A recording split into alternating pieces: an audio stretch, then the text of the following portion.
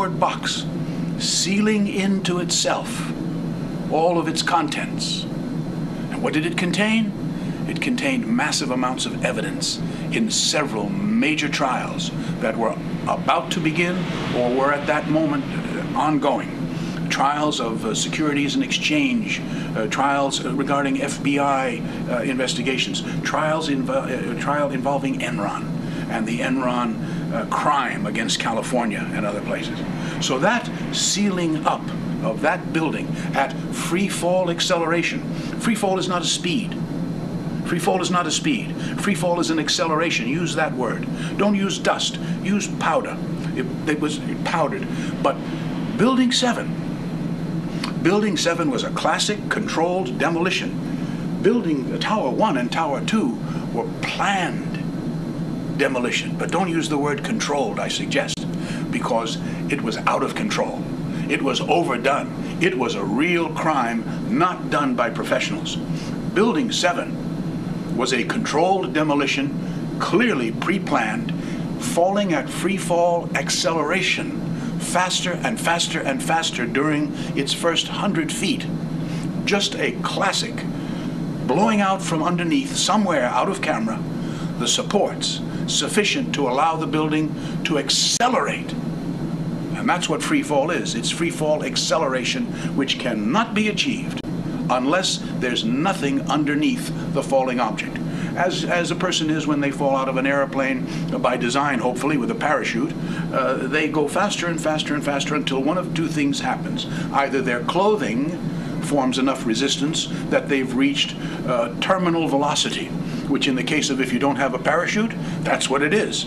But if you have a parachute, the resistance to your fall is what slows you. The building began to be resisted by what was left, was crumbling, was being crushed underneath. It's very important.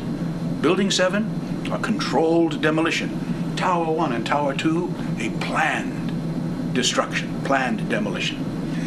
It's important that we use the phrases that will bring us to our goal. What is our goal? It is the goal of the family members. It is the goal of those who wish to have the crime solved. A real investigation of the facts of 9/11, the facts that were evident on the day and the facts that have been discovered since. I'm a family member, a distant cousin of Vincent Princiota and Sal Princiota, whose death is a direct result of the crime of 9/11. There are many more family members in 80 different countries. In Japan, 24 people were lost in the crime. All of us, as family members, have essentially one thing that we are asking the public in general. Help us. Help us to get a final, real, open, worldwide investigation. All right, I wanted to end that real quick because a couple of things. First of all, they've said that, you know, you can't have all that. It can't be controlled demolition because there'd be all those wires and det cords and everything all over the place. And I urge you to go to Architects and Engineers for 9/11 Truth and check out the Tom Sullivan article. And in it they have some pictures of a certain type of a wireless detonator that's been around since the late 90s at least.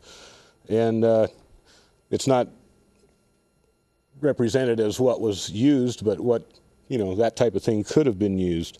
In the meantime, you know, remember, was it Gates, the CIA, ex-CIA director Gates, who said that there was a CIA agent embedded in all the major media and newspapers and whatnot? Well, did you know that they were embedded in our government too? The CIA isn't even supposed to be working in the United States. It's against its charter or whatever.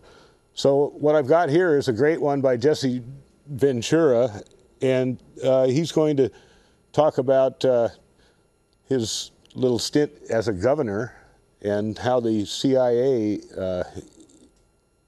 embedded itself in his administration. And I can only assume Minnesota's not the exception. Did you know the CIA's implanted in your state government? No. How are they? Well, I'll explain. First of all, the CIA mission statement says they're not to be operational within the U.S.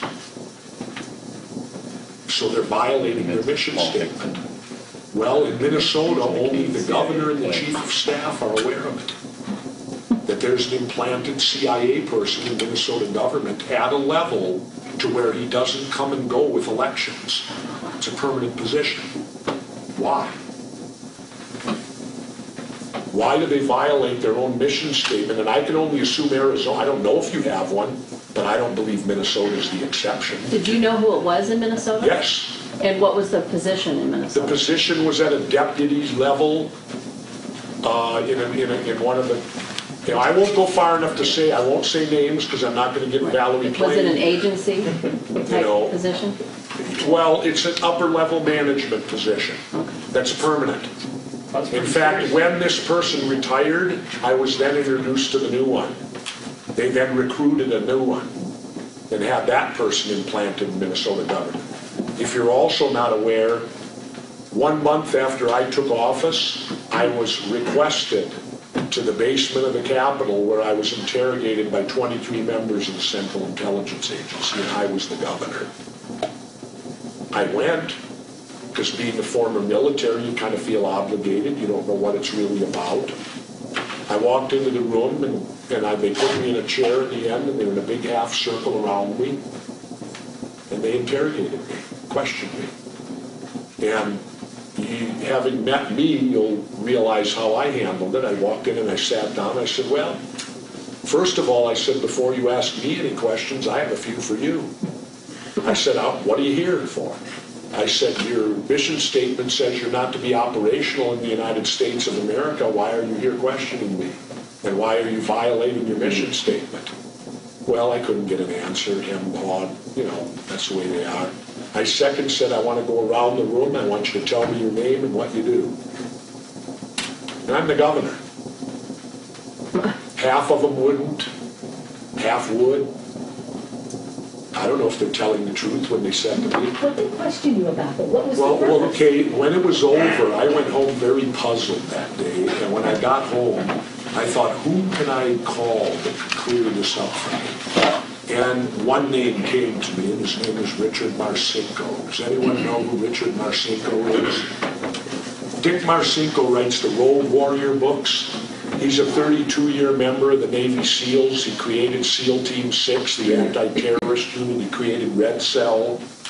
And Dick worked very closely and many times with the CIA, whom we in the SEALs lovingly call Christians in Action. That's our slang term for the CIA. We call them Christians in Action. We're SEALs, come on. We're not your normal run-of-the-mill. Don't know that. Yeah, we don't know any better.